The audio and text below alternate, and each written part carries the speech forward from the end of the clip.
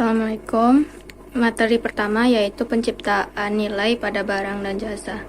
Nilai terdapat pada barang dan jasa sangat penting dalam dunia bisnis. Selanjutnya, tujuan penciptaan nilai barang dan jasa yaitu pertumbuhan bisnis, kepuasan pelanggan, dan keunggulan kompetitif. Selanjutnya, proses penciptaan nilai barang dan jasa yaitu analisis kebutuhan pasar. Dengan memahami analisis kebutuhan pasar yang akan menjadikan dasar bagi penciptaan nilai yang relevan. Selanjutnya, inovasi produk dan jasa. Pengembangan produk dan jasa yang inovatif akan memenuhi kebutuhan dan kepuasan pelanggan. Selanjutnya, pengiriman efisien. Memastikan pengiriman efisien melalui proses yang berkualitas dan efektif. Pengaruh teknologi terhadap penciptaan nilai. Pertama, otomatisasi. Kedua, peningkatan nilai. Ketiga, konektivitas. Strategi penciptaan nilai yang efektif adalah diferensiasi, yaitu mengembangkan nilai-nilai unik yang terdapat dalam produk kita dan menjadi pembeda antara produk kita dan produk pesaing. Kedua, penentuan harga, yaitu penentuan harga yang sesuai dengan nilai yang kita berikan terhadap pelanggan. Riset pasar yang mendalam, yaitu melakukan riset supaya kita tahu keinginan serta kebutuhan yang dimiliki pelanggan. Selanjutnya, pelanggan sebagai fokus utama, yaitu mendirikan kepuasan-kepuasan pelanggan dan menjadikan prioritas utama kita. Selanjutnya, pengukuran keberhasilan dalam penciptaan nilai, yaitu kepuasan pelanggan, market share, serta penjualan dan pendapatan. Berikut contoh studi kasus penciptaan nilai yang sukses seperti Apple, Tesla, dan juga Netflix dalam bidangnya masing-masing. Kesimpulannya yaitu penciptaan nilai sangat penting dalam dunia bisnis untuk mencapai pertumbuhan dan keunggulan yang kompetitif. Materi selanjutnya yaitu etika bisnis dan tanggung jawab sosial. Pengertian etika yaitu bisa dibaca di sini dan di sini. Etika bersumber dari moralitas yang merupakan sistem nilai kehidupan yang baik yang harus kita jalani sebagai manusia. Adapun etika bisnis yaitu penerapan perilaku etika umum terhadap perilaku bisnis. Mengapa bisnis memerlukan etika? Etika bisnis pada berbagai fungsi perusahaan. Pertama, akuntansi, keuangan, pemasaran dan produksi, serta sistem informasi. Adapun faktor-faktor yang menimbulkan masalah dalam etika bisnis yaitu tanggung jawab sosial, yaitu kemampuan yang harus dimiliki seorang atau organisasi untuk merespon permintaan dari pihak lain. Dan jenis-jenis tanggung jawab yaitu tanggung jawab ekonomi, tanggung jawab hukum, serta tanggung jawab sosial. Strategi pengelolaan tanggung jawab perusahaan yang tercantum sebagai berikut. Adapun undang-undang yang mengatur tentang CSR di Indonesia yaitu Undang-Undang Pasal 40 Tahun 2007 tentang perseroan terbatas yang berbunyi manfaat tanggung jawab sosial perusahaan. Pertama, bagi perusahaan yaitu mendapatkan citra yang baik di mata masyarakat maupun pemerintah.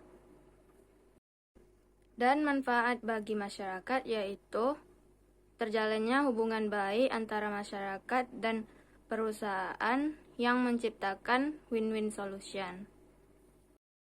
Dan manfaat bagi pemerintah yaitu mendapatkan partner untuk menjalankan misi sosial, yaitu sebagai tanggung jawab sosial. Materi selanjutnya yaitu manajemen perusahaan.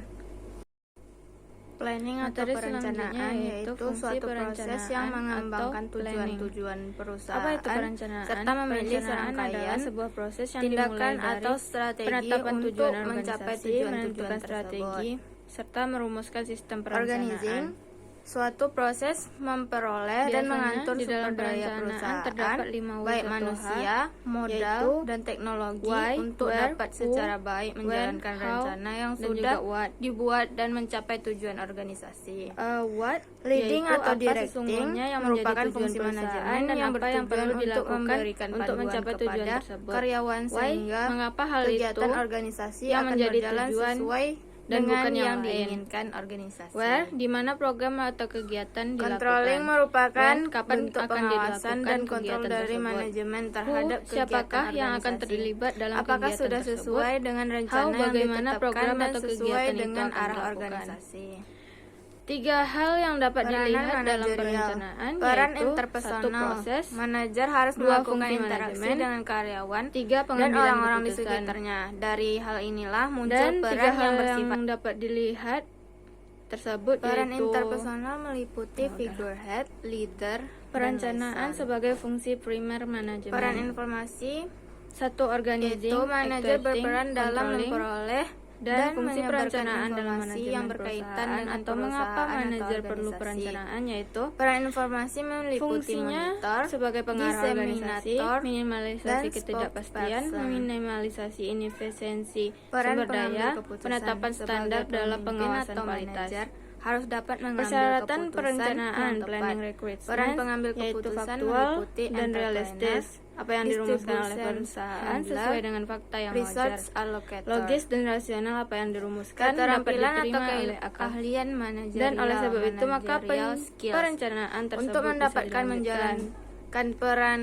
Fleksibel, pemimpin mampu atau manajer beradaptasi secara dengan efektif, perusahaan maka di masa manajer yang akan perlu datang. memiliki keterampilan Komitmen khusus yang dapat dibutuhkan. dibangun apabila Adapun seluruh anggota keterampilan di tersebut perusahaan antara beranggapan lain bahwa keterampilan perencanaan yang teknis, dirumuskan yaitu telah sesuai berhubungan dengan tujuan pengetahuan yang manajer dicapai yang oleh berkaitan dengan organisasi. suatu bidang Komprehensif, menyeluruh, pekerjaan dan atau ilmu. mengakomodasi aspek-aspek yang Kedua, terkait. keterampilan interpersonal, human skill, Tahap perencanaan merupakan kemampuan yang pertama, dimiliki menetapkan oleh tujuan. manajer untuk dapat Kedua, bekerja dengan baik menentukan dan keadaan bekerja saat sama ini. dengan orang lain. Ketiga, mengembangkan Keterampilan rencana atau konseptual kegiatan. yaitu kemampuan Keempat, yang harus identifikasi dimiliki kemudahan oleh dan manajer hambatan. untuk menjabarkan situasi Proses lingkungan perencanaan melibatkan elemen organisasi. penting yaitu Keterampilan tujuan. ini menyangkut Pada kemampuan dasarnya adalah mengidentifikasi hasil masalah, akhir yang mencari diharapkan alternatif solusi atau dan dapat juga diraih mampu oleh memilih individu, alternatif terbaik kelompok, bagi organisasi. atau seluruh organisasi.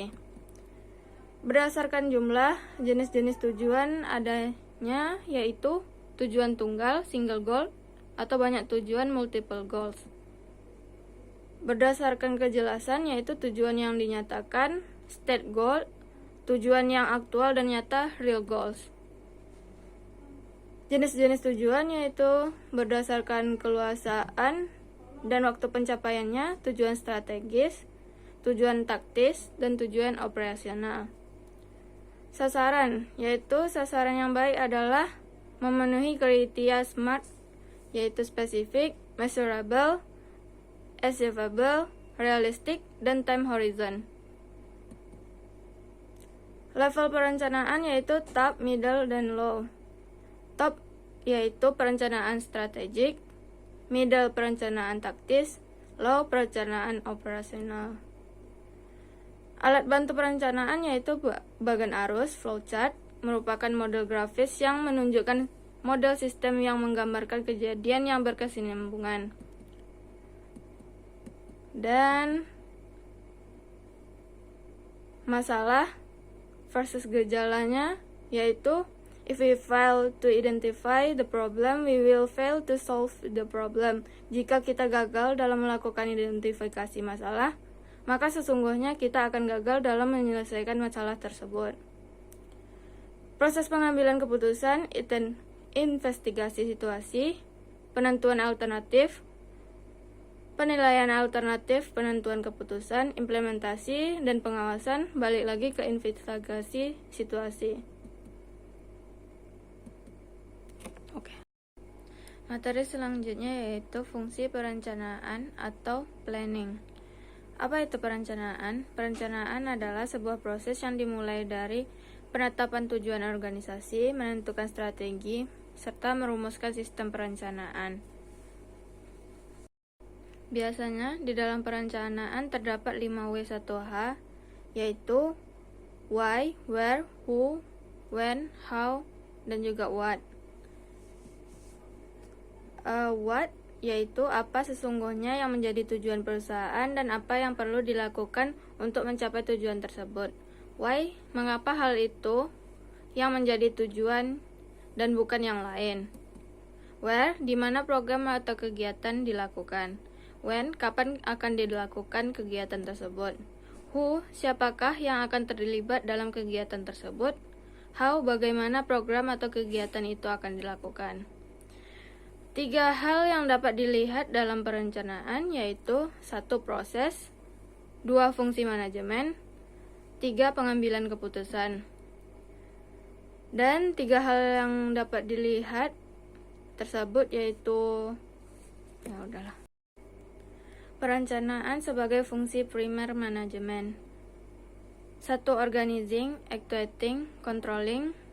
Dan fungsi perencanaan dalam manajemen perusahaan atau mengapa manajer perlu perencanaan yaitu fungsinya sebagai pengarah organisasi, minimalisasi ketidakpastian, meminimalisasi inefisiensi sumber daya, penetapan standar dalam pengawasan kualitas.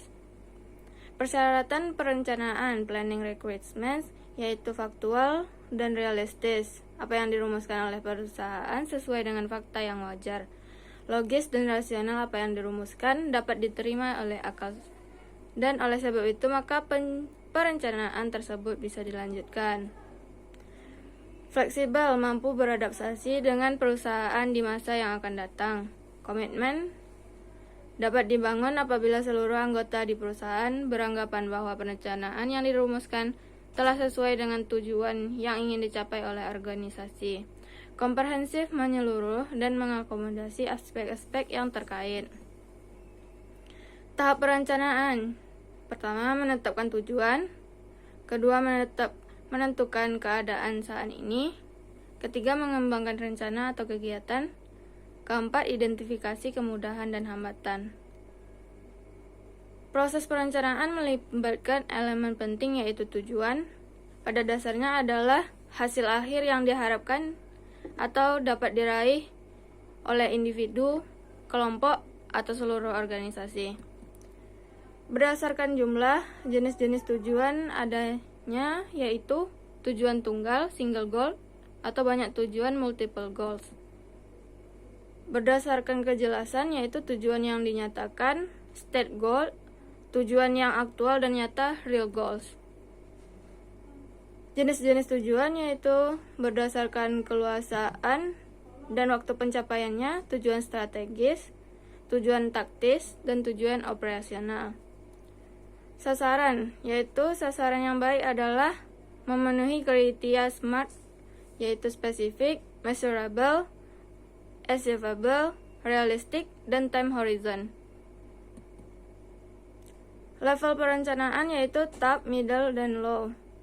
Top yaitu perencanaan strategik, middle perencanaan taktis, low perencanaan operasional. Alat bantu perencanaan yaitu bagan arus, flowchart, merupakan model grafis yang menunjukkan model sistem yang menggambarkan kejadian yang berkesinambungan. Dan masalah versus gejalanya yaitu if we fail to identify the problem, we will fail to solve the problem. Jika kita gagal dalam melakukan identifikasi masalah, maka sesungguhnya kita akan gagal dalam menyelesaikan masalah tersebut. Proses pengambilan keputusan, investigasi situasi, penentuan alternatif, penilaian alternatif, penentuan keputusan, implementasi, dan pengawasan, balik lagi ke investigasi situasi. Materi selanjutnya yaitu fungsi pengorganisasian. Fungsi pengorganisasian yaitu Fungsi yang dijalankan oleh para manajer perusahaan untuk membagi-bagi pekerjaan kepada para pelaksana tugas, serta mengembangkan struktur hubungan antara pelaksana tugas yang satu dengan pelaksana tugas yang lain. Desain organisasional merupakan pemilihan suatu struktur organisasi yang paling sesuai dengan tujuan strategi sumber daya organisasi dan juga tugas-tugas yang dimiliki sebuah perusahaan. Struktur organisasional menunjukkan bagaimana aktivitas yang terdapat di dalam organisasi dibagi, dikelompokkan, dan dikoordinasikan hubungannya, baik hubungan antara manajer dengan karyawan, manajer dengan manajer, dan karyawan dengan karyawan. Proses pengorganisasian. Proses ini merupakan kegiatan utama yang harus dilakukan para manajer dalam kegiatan pengorganisasian. Ada memiliki 5 tahapan, yaitu pembagian kerja, departementalisasi, pengembangan hierarki organisasi, pengisian jabatan, pengkoordinasian. Pembagian kerja adalah tahap pertama dalam proses pengorganisasian. Departementalisasi, tahap kedua yang mengkelompokkan tugas-tugas juga. Sumber daya manusia yang memiliki kesamaan rumpun tugas. Pengembangan hierarki organisasi mengembangkan hierarki organisasi yang akan mengatur pertanggungjawaban masing-masing jenjang manajemen yang terlibat di dalam organisasi. Pengisian jabatan setelah terbentuk tahap keempat dalam proses pengorganisasian adalah melakukan pengisian jabatan yang ada dengan sumber daya manusia yang sesuai dengan persyaratan jabatan. Pengkoordinasian, yaitu tahap kelima dari proses ini, mencakup berbagai aktivitas untuk memadukan berbagai tugas yang berada pada masing-masing departemen. Faktor-faktor yang mempengaruhi struktur organisasi yaitu lingkungan organisasi, strategi, teknologi, serta sumber daya manusianya. Materi selanjutnya yaitu fungsi kepemimpinan. Kepemimpinan atau leadership yaitu suatu proses yang dilakukan manajer perusahaan untuk mengarahkan, directing, dan mempengaruhi influencing para bawahannya dalam kegiatan yang berhubungan dengan tugas agar para bawahan mau mengarahkan kemampuannya baik sebagai individu maupun kelompok. Penggunaan kekuasaan, power, adalah kemampuan yang dimiliki seorang untuk menguasai sumber daya agar suatu pekerjaan dapat dilaksanakan. Sumber-sumber kekuasaan. Reward power, yaitu kekuasaan yang muncul akibat dari seseorang yang posisinya memungkinkan dirinya untuk memberikan penghargaan terhadap orang-orang yang berada di bawahnya. Coercive power, yaitu kekuasaan yang memberikan hukuman adalah kebalikan atau sisi negatif dari reward power. Legitimate power, yaitu kekuasaan yang sah yang muncul sebagai akibat dari suatu legitimasi tertentu. Misalnya seorang yang diangkat menjadi pemimpin, secara otomatis dia memiliki semacam kekuasaan yang sah. Expert power adalah salah satu faktor yang mendasari adanya kekuasaan, beserta referent power. Memotivasi. Motivasi merupakan hasil interaksi dalam yang dialami individu, karyawan maupun manajer dengan situasi melingkupinya, sehingga motivasi yang dimiliki seseorang akan berbeda untuk situasi yang berbeda. Unsur-unsur yang membentuk motivasi yaitu upaya, tujuan organisasional, kebutuhan. Komunikasi. Komunikasi merupakan suatu proses pertukaran lambang-lambang baik, verbal maupun non-verbal yang dilakukan antar komunikator. Kategori komunikasi berdasarkan dampaknya bagi penerima pesan yaitu komunikasi informatif, komunikasi rekreatif, komunikasi persuasif. Kategori komunikasi terkait dengan struktur organisasi. downward communication, upward communication, lateral communication, diagonal communication. Kewenangan authority adalah merupakan bentuk lain dari kekuasaan yang seringkali dipergunakan dalam sebuah organisasi. Kewenangan atau authority ada dua pandangan yang saling berlawanan mengenai sumber wewenang. Teori formal, pandangan klasik, atau teori penerimaan atau acceptance theory of authority. Dua pandangan ini saling berlawanan mengenai sumber wewenang. Persyaratan agar kewenangan efektif yaitu bawahan dapat memahami apa yang diinginkan pimpinan. Pada saat sang bawahan memutuskan untuk menjalankan apa yang diperintahkan oleh atasannya, dia meyakini bahwa apa yang diperintahkan konsisten. Pada saat sang bawahan memutuskan untuk menjalankan apa yang diperintahkan, dia meyakini bahwa apa yang diperintahkan mendukung nilai misi, motif pribadi atau kelompoknya. Sang bawahan mampu secara mental maupun fisik menjalankan apa yang diperintahkannya. Jenis kewenangan, kewenangan lini, kewenangan staf, serta kewenangan fungsional. Pelimpahan wewenang yaitu kendala dalam pelimpahan wewenang, kapasitas yang terbatas, kurang bertanggung jawabnya atas akibat pelimpahan wewenang.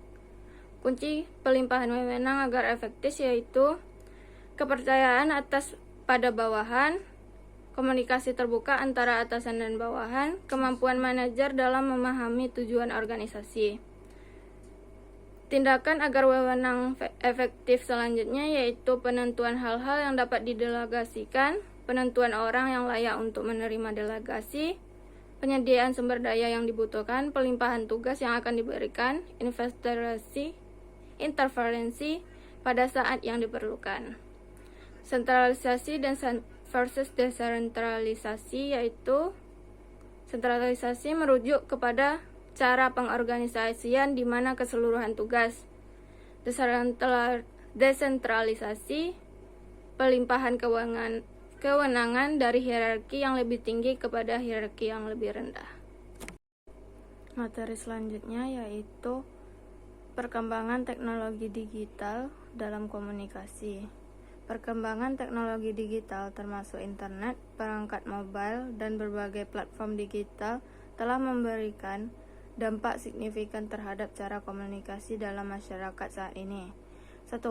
Kemungkinan komunikasi instan dan global tanpa hambatan geografis. 2. Menyediakan berbagai media, teks, gambar, suara, dan video untuk menyampaikan pesan lebih kreatif dan efektif. 3. Mendorong ekspresi diri melalui platform multimedia dan jejaring sosial. 4. Membuka peluang baru dalam pemasaran digital. 5. Transportasi model bisnis dengan penetrasi pasar melalui e-commerce. 6. Kecepatan pertukaran informasi. B. Kontribusi teknologi digital dalam komunikasi, yaitu teknologi digital dapat berkontribusi pada keberlanjutan komunikasi melalui beberapa cara. 1. Konektivitas jarak jauh. 2. Aksesibilitas informasi. 3. Menyediakan sumber daya pendidikan digital. 4. Pengelolaan krisis dan tanggap. Manfaat penggunaan teknologi digital yaitu akses informasi yang cepat, konektivitas global, efisiensi operasional, inovasi dan kreativitas. 5. Pertumbuhan ekonomi melalui e-commerce, mengelola waktu melalui alat-alat produktivitas digital, mendukung perkembangan teknologi kesehatan, pemantauan kesejahteraan pribadi. Teknologi digital telah menyentuh setiap aspek kehidupan kita, termasuk cara kita berkomunikasi. Manfaatnya yang sangat besar dalam meningkatkan efisiensi, jangkauan global, dan inovasi komunikasi harus diimbangi dengan kesadaran akan dampak sosial dan etika yang muncul Dengan memahami secara menyeluruh, kita dapat mengoptimalkan manfaat teknologi digital dalam mendukung hubungan dan pertukaran informasi di era modern ini. Pentingnya kesadaran akan dampak sosial dan etika dalam menanggapi perkembangan teknologi digital disarankan untuk terus memahami secara menyeluruh sehingga dapat mengoptimalkan manfaat teknologi digital sambil menjaga hubungan dan pertukaran informasi dengan penuh tanggung jawab.